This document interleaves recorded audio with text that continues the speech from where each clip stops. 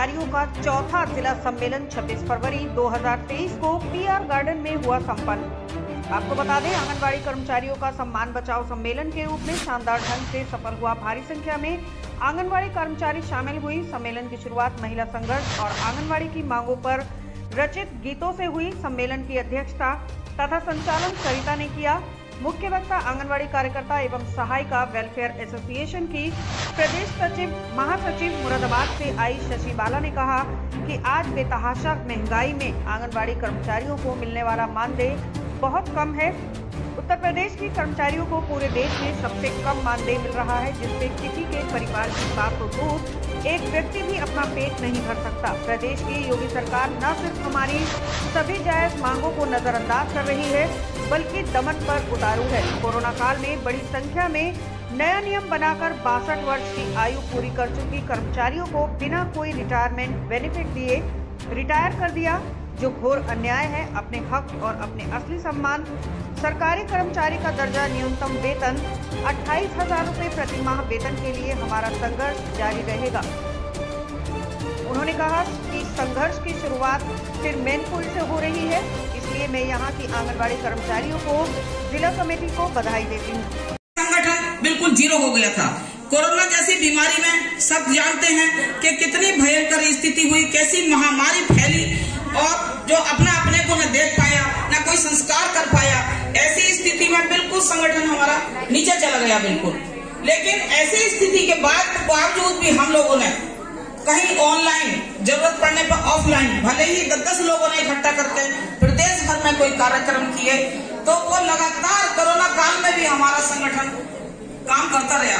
बाकी जो दूसरे संगठन, जो दलाल संगठन है, सब जानती हैं, मन से किसी का नाम नहीं लेना चाहती मैं, लेकिन सबको पता है कि जब 2003 में हम लोगों ने संगठन की शुरुआत करी थी, तो सारे संगठन जीरो थे। कोई संगठन का कहीं नाम निशान नहीं था। सब लोग बहुत परेशान थे जिस समय संगठन बनाया था।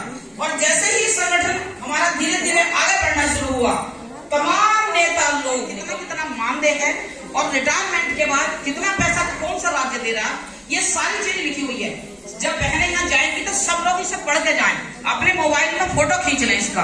कभी कभी दिखाना भी पड़ता है किसी को कि भी तुम कैसे कह रहे हो दूसरे। ये सारी सच्ची खबर है, ये किसी ने झूठा नहीं छापी है। तो बहनों, जैसे कि दूसरे राज्यों में सारी स्थिति है, सेम काम यहाँ पे है, सेम आंगनबाड़ी है दूसरे राज्यों की तरह। वेतन इतना कम है यहाँ पे। दूसरे में यहाँ यूपी से पूरे देश में सब का ज्यादा है, यूपी को छोड़ के। तो जब दूसरे राज्य में भी वही काम है, वही आंगनबाड़ी है, तो वहाँ राज्य क्यों इतना पैसा दे रहा है जो हमारी यूपी सरकार नहीं दे रही? क्या यूपी सरकार में जो भी कोई सरकार जिस पार्टी की भी आती है, सब इतनी गरीब होती है कि आंगनबाड़ी को देने के लिए पैसा नहीं है उनके पास?